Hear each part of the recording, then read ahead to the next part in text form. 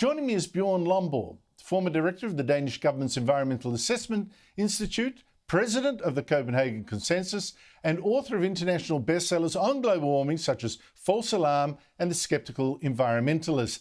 Bjorn, always great to talk to you. Our Prime Minister's plan to stop floods is to cut our emissions. You've studied the economics of global warming. Is this a smart move?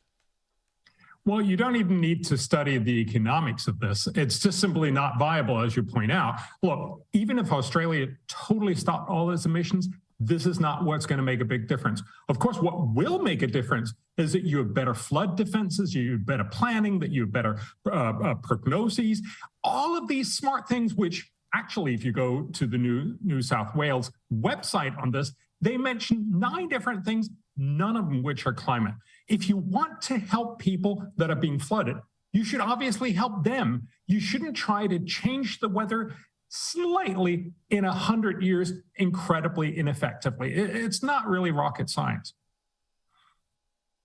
I wouldn't have thought so. Ask most people, what do you think is going to stop your house being flooded? A dam or you not driving your petrol-driven car? Around the world, though, Bjorn, people are suddenly working out the cost of global warming schemes. Now, the Dutch government, for instance, it said it wants to cut nitrogen, a greenhouse gas, by up to 70% in some regions, 50% in others, which will put a lot of farmers out of work because they need nitrogen as a fertiliser. And this is going to kill exports of food from Holland, which happens to be the world's second biggest food exporters. And farmers are protesting by blocking roads. Police have even fired a shot at one tractor that wouldn't stop, just missing the head of the driver, a 16-year-old boy. Is this really the best way to save the planet, by stopping people growing more food?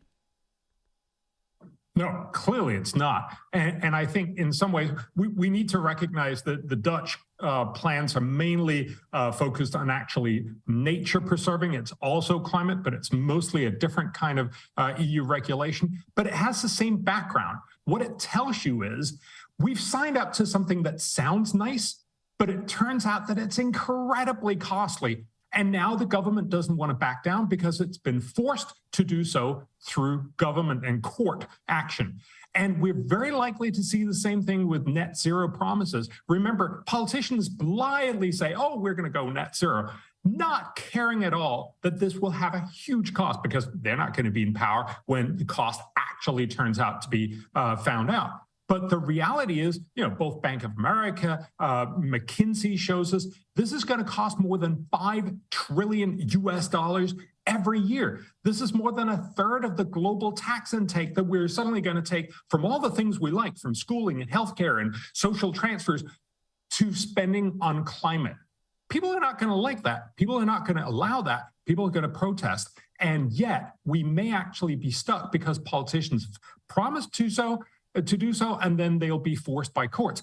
That's not a great outcome. We need to recognize that, yes, we all want a cleaner planet. We all want a better environment, but we also want other things, and we need to weigh those things against each other. That requires us to say, how much is it going to cost? How much good is it going to do? That's what politics do. But once we start focusing just on one thing and saying, oh, it's all about climate, let's just do whatever it needs to be done, whatever the cost, we're in dire straits.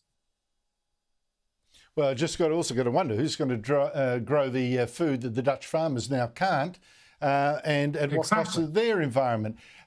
Sri Lanka, now you talk about the cost of green policy. Are you totally correct? I just wish the Liberals had the same cost-benefit analysis, and in fact Labor too, to environmental politics. What's it going to do for the cost? Is it worth it? Sri Lanka is also now counting the insane cost of green politics.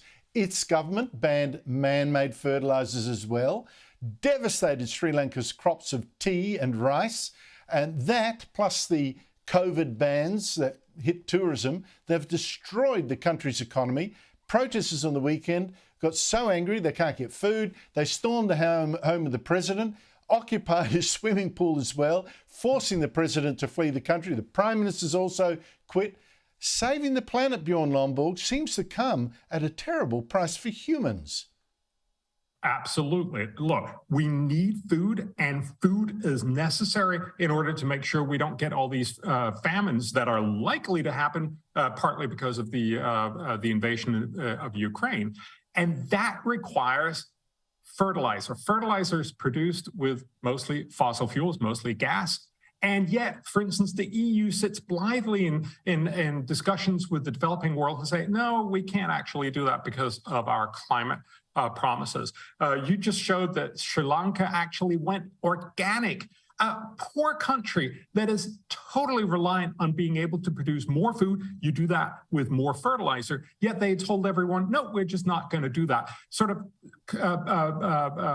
pushed onwards by a lot of ESG and green experts from the rich world, but the outcome was a total failure. It's not the only failure in Sri Lanka. They've done a lot of bad things, but this is one of the fundamental things. If you take away food from people, you're not going to be able to rule a country. You're not going to be able to survive. And so we need to come back to realizing that, yes, climate is a real problem. There are lots of real problems, but we have to ask the cost and benefits. And you just mentioned that you would wish that labor would be looking more at the cost and benefits.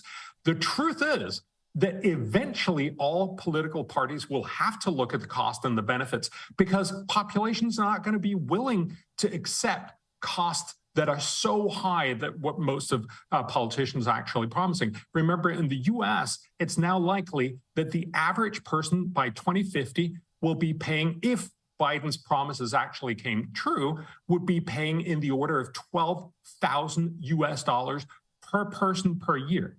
That's never going to happen. You will see people protesting in the streets way before that. So we're likely to see things like Holland or Sri Lanka way before. And of course, a sensible society will try to make sure, let's not go there. Let's actually make smart climate policy, yes, but let's not make climate policy that's so expensive that nobody wants it. That's what we need to do. And that's all about investing in green energy R&D. Well, Joe Biden's already feeling the pain of that, of course, by banning certain fields of oil exploration in the Gulf of Mexico, for instance. He's helping to drive up the price of petrol there, which is causing him tremendous grief in the polls. A lot of chickens are going to come home to roost. Bjorn Lomborg, you've been warning about this kind of thing for many years. Well, I think you'll be able to write the coda to your most recent book on Here Are the Consequences Now. I predicted it. Thank you so much for coming on the show.